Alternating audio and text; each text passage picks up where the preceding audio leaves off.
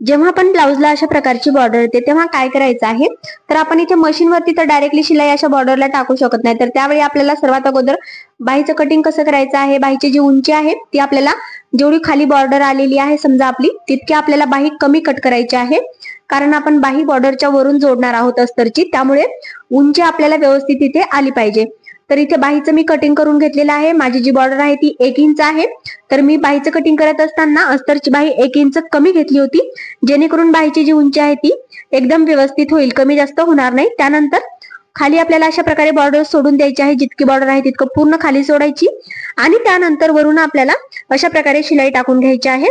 म्हणजे इथे व्यवस्थित शिलाई वरच्या साईडने टाकता येते आणि खालची जी बॉर्डर आहे ती आहे तशी आपली व्यवस्थित दिसते. त्यानंतर पूर्ण साईडने शिलाई टाकून घेतली आणि वरचा जो एक्स्ट्रा कपडा आहे तो आपल्याला इथे कटिंग करून घ्यायचा आहे. तर अशा प्रकारे तुम्ही जर डायमंड मध्ये वर्क मध्ये बॉर्डर आलेली असेल तर तुम्ही अशा प्रकारे बाही जॉईंट करू शकता. तर किती छान फिनिशिंग मध्ये बाही आलेली आहे बघू शकता. थँक्यू.